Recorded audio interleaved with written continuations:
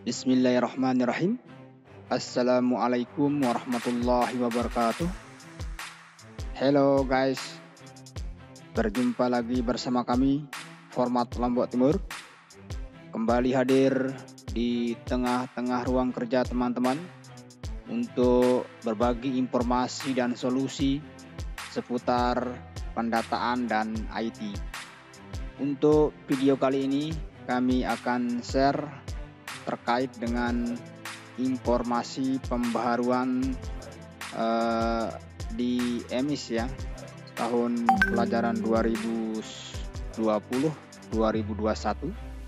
ya, yang mana di situ ada 4 poin ya. Untuk yang sekarang ini informasi terupdate-nya dari aplikasi EMIS ya, seperti yang tampak di monitor teman-teman. Itu ada 4 poin informasi pembaharuan aplikasi EMIS. Yang pertama itu ada akun ganda, artinya di sini data siswa yang terindikasi ganda bisa kita nonaktifkan melalui monitor akun madrasah ya. Kemudian yang kedua, ini ada upload kondisi pembelajaran siswa. Ini berkaitan dengan COVID-19, artinya apakah layak tidaknya kita untuk melakukan pembelajaran tatap muka.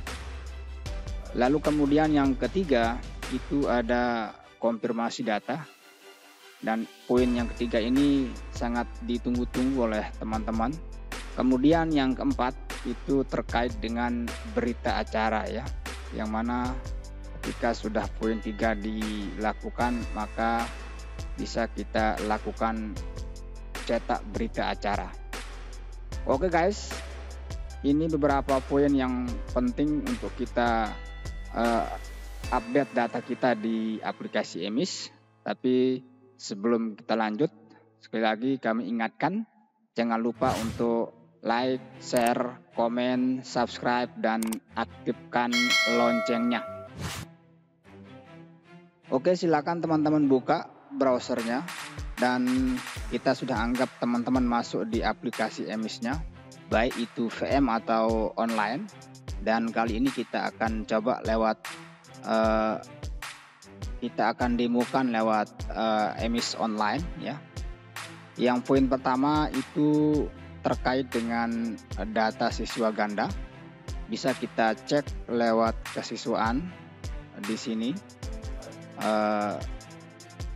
Nah di sini ya, ini ada beberapa siswa yang terindikasi ganda yang momen sebelumnya sudah kita amankan, dan nanti ini akan hilang ketika sudah melakukan cleansing versi pusat ya. Dan kita bisa hilangkan bila mana ada di sini terindikasi ganda lewat EMIS monitor ya. Kita masuk lewat EMIS monitor ini ya. Oke, kemudian silahkan masukkan username dan password yang digunakan di EMIS online, lalu klik login. Kemudian di samping kiri itu ada menu pengguna dan menu kesiswaan. Silakan kita klik baik itu pengguna maupun kesiswaan untuk mengontrol data atau mengecek data kita, profil diri ataupun ingin merubah sandi kita. Kemudian yang menu kesiswaan, di sini ada submenu siswa duplikat. Kita cek ya, di sini kosong ya. kalaupun di sini muncul, ini adalah kalau bahasa kita itu ampasnya ya. Artinya sudah bukan dikategorikan sebagai siswa ganda. Dan kalau memang di sini dikategorikan ganda, maka di sini aktif centangnya ya. Tapi karena di sini tidak ada, jadi ini bukan dianggap sebagai data siswa ganda. Karena kita cek di e-monitor itu datanya kosong. Oke, kemudian poin yang kedua, ini upload kondisi pembelajaran siswa. Oke, sekarang kita cek di emis madrasah ya. Di emis online-nya, kemudian masuk ke menu template. Lalu kita geser ke bawah, kondisi pembelajaran. Silakan teman-teman klik menu unduhnya ya, di bagian menu unduh. Ya, ketika sudah terunduh, silakan teman-teman buka. Kemudian kita cek ya di sini. Ya, ini sudah diisi ya. Jadi ini ada angka 1, angka 2, angka 0, angka berapa ini? Angka 3 ya. Ini seharusnya 2 di sini. 2 ya.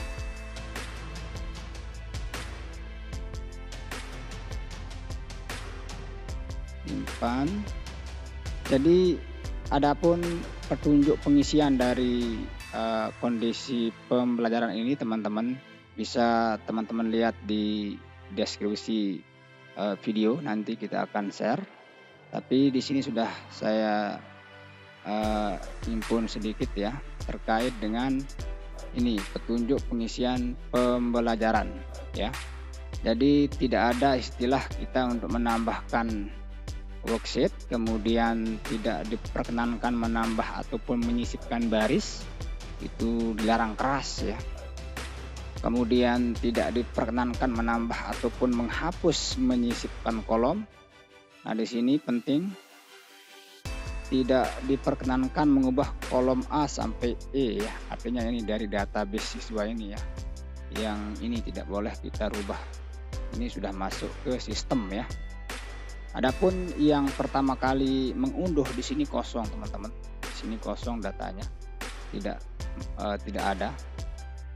Ini yang tidak boleh kita rubah ya, ataupun mengeditnya karena sudah berasal dari sistemnya. Kemudian yang berikutnya, yang boleh ini ya, perubahan hanya boleh diperkenankan pada kolom F sampai X ya. Jadi dari kamar pribadi sampai kemudian jenjang lainnya gitu. Oke, sekarang kita akan isi satu persatu dari kolom yang diminta ya. Ini banyak sekali ya. Nah, di sini kamar pribadi itu diisi angka 1. Kenapa angka 1? Kita cek di petunjuknya. Jadi kalau kolom F yang kamar pribadi tadi itu diisi 1 jika iya dan 0 jika tidak. Artinya jadi siswa ini punya kamar pribadi ya, jadi kita isi 1. Kemudian perangkat pendukung, di sini petunjuknya ya, di kolom G itu diisi 1 jika memiliki atau 0 jika tidak memiliki ya. Jadi karena di sini perangkat pendukung ini ya pendukung pembelajaran. Kemudian software pendidikan. Ini artinya aplikasi pendidikannya. Nah, kebetulan kita di sini menggunakan aplikasi e-learning, jadi kita isi 1 atau iya. Kemudian di sini memiliki HP ya, karena kita juga melakukan kegiatan tatap muka secara maya, maka daring di sini wajib kita isi 1 iya. Kemudian memiliki WiFi, di sini tidak kita isi karena dominan anak ini menggunakan kartu ya. Kemudian di sini alat baca e-book. E-book ini kan yang berkaitan dengan tadi itu kita isi 0 di sini. Kemudian artinya tidak memiliki, tidak ada gitu. Kemudian memiliki meja. Nah ini kita harus isi 1, artinya ada gitu ya. Dia punya meja. Jadi kita samakan semua. Kemudian memiliki penerangan. Ya jelas kalau punya kamar pribadi ya tentu juga punya penerangan baik yang di luar kamarnya maupun di tempat belajarnya. Kemudian memiliki buku agama sudah pasti ya, karena kita juga sebagai lembaga yang bernuansa keagamaan, yang berpendidikan keagamaan. Kemudian memiliki buku fiksi, ini kita kosongkan ya. Kemudian ya tergantung teman-teman ya, tergantung kondisi teman-teman di madrasahnya. Jangan mengikuti seperti apa yang di sini ya. Jadi tergantung isian teman-teman di sana, kondisi dari infrastruktur dari lembaga teman-teman. Kemudian di sini memiliki komik kita isi 0 atau tidak ada. Kemudian di sini memiliki buku sains kita isi 1 ya. Kemudian memiliki buku seni kita isi juga ada. Kemudian di sini memiliki buku kamus ya ada semua ya, kita isi ada. Nah di sini bahasa yang digunakan 1, kita lihat di kolom keberapa dia ya, di kolom berapa tadi itu, kolom U. Ini digunakan di sekolah itu pakai bahasa apa? Apakah pakai bahasa Arab, bahasa Indonesia? Kemudian di kolom V itu diisi jika pilihan kolom W 2, 3, dan 4 ya. Ini kolom W diisi dengan 1 SMP MTS atau jenjangnya. Kemudian 2 diisi dengan SMA MA, 3 diploma, yang ini maksudnya perkiraan jenjang ini. Nah kita di sini isinya jenjangnya MA ya, nomor 2. Kemudian kalau yang di poin F ini diisi, maka tentu di sini juga harus diisi. Kemudian save.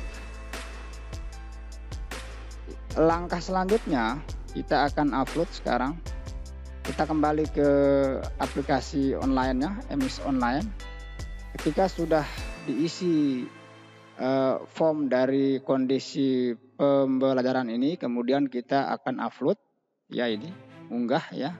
Kita klik menu unggahnya, kemudian kita pilih file, lalu kita pilih dan open, kemudian cek file. Ya, data berhasil di-upload. Kemudian kita cek ke bawah apakah tidak ada masalah. Ya, jadi kalau misalnya ada masalah di situ maka nanti akan muncul di sini ya.